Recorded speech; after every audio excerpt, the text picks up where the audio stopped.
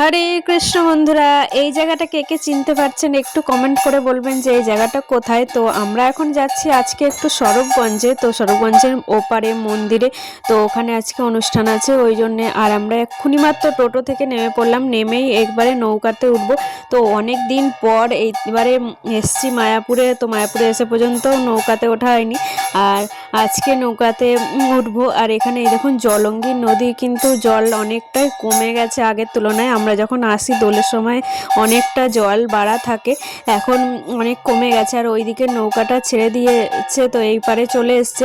ওই নৌকাটাতে প্রচণ্ড লোকের ভিড়, দেখুন এখন থেকে কত যাত্রীদের ভিড়। তো নৌকা পার হয়ে আমরা এখন এবারে যাচ্ছি হচ্ছে ওপারে, আর চলেও এসেছি মন্দিরে। এই যে আমরা এই মন্দিরে, আমার মা বাবার গুরু মহারাজের মন্দির, আপনাদেরকে অনেকবার আগের ব্লগে মায়াপুরে এসেছি যখন, তখন দেখিয়েছি এই মন্দিরের ব্লগ। তো আপনারা যারা দেখেছেন তারা জানবেন। আর এটা হচ্ছে আমার মা বাবার গুরু মহারাজ। তো এখানেই আজকে অনুষ্ঠান আছে, তো ওই জন্যেই আজকে আসা। উদযাপনতা পালন করছেন, সে সময় গুরু মহারাজ মেঘ থেকে সিদ্ধান্ত চলে এসেছেন। আর আজকে আমরা এতটাই সকাল সকাল মন্দিরে চলে এসেছি, দেখুন তেমন কেউ লোক আসেইনি, ফাঁকা ফাঁকা পুরো একদম। কয়েকটা ভক্ত এসছে, তো এখানে পাঠ এখন হচ্ছে। আর সোনা বসছিল না বলে ওকে একটু বাইরে নিয়ে আসলাম।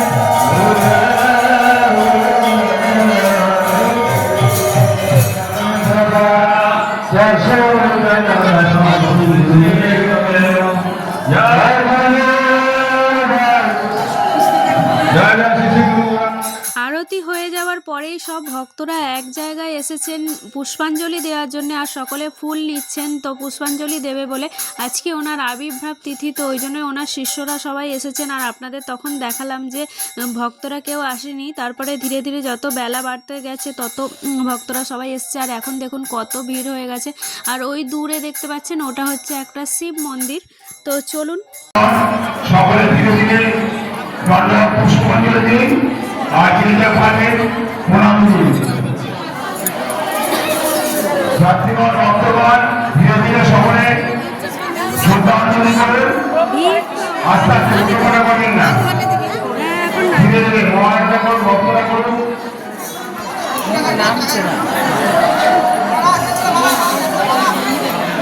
অনেকজনের দেয়া হয়ে যাওয়ার পরে ভিড়টা অনেকটা খালি হয়ে যেতে, তারপরে আমরা গিয়ে টুক করে পুষ্পাঞ্জলিটা দিয়ে আসলাম। তো দেওয়ার পর এখন আবার আরতি হবে বহুপাদের।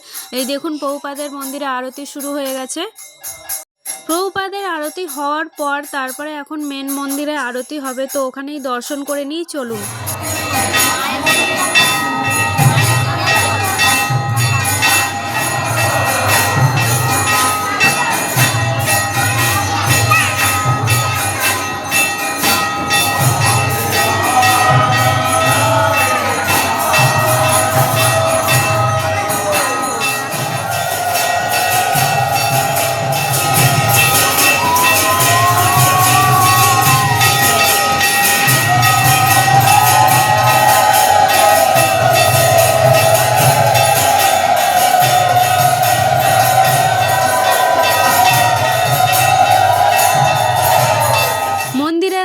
শেষ হয়ে যাওয়ার পরেই আমরা চলে এসেছি প্রসাদ হলের দিকে। আর এখানে এই দেখুন সবাই প্রসাদ পেতে ঢুকছে।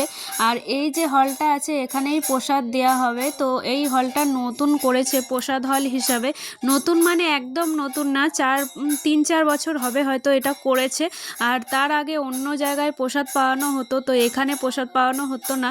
আর আমরা সবাই এখন প্রসাদ পেতে বসে পড়েছি। আর এখানেই দেখুন এইগুলো ভর্তি হয়ে গেছে, এখনও ভক্তরা আসছে প্রসাদ পাওয়ার জন্যে। তো আমরা একদম সামনের দিকেই আগে এসেছি বলে সামনের দিকেই বসতে পেরেছিলাম। তো ওই জন্যে চলে এসেছি প্রসাদ পেয়ে সোজা টোটো থেকে নেমেই একেবারে ঘাটে। এই যে ঘাটের কাছে আমরা ঢুকছি।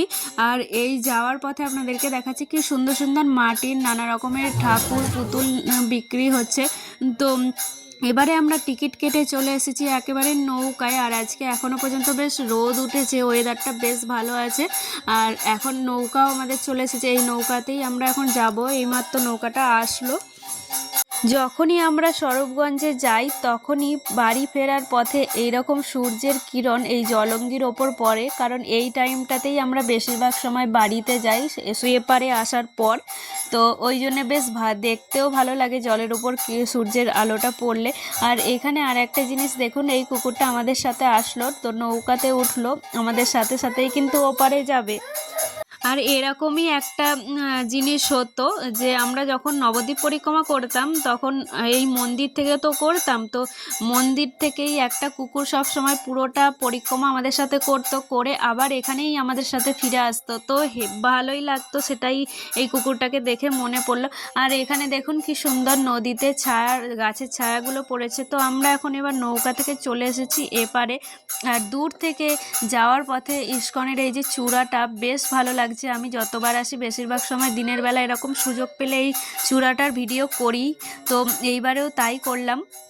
এখন এবার আপনাদের যাওয়ার পথে দাঁড়ান দেখাবো, এখানে সেই মায়াপুরের যে ভাইরাল বিরিয়ানির দোকানটা এইখানেই আছে, তো আপনারা দেখতে পাবেন। এই যে এই দেখুন দোকানটা চলে এসছে। তো আজকের মতো ভিডিওটা এই পর্যন্তই। কেমন লাগলো অবশ্যই জানাবেন। হরে কৃষ্ণ।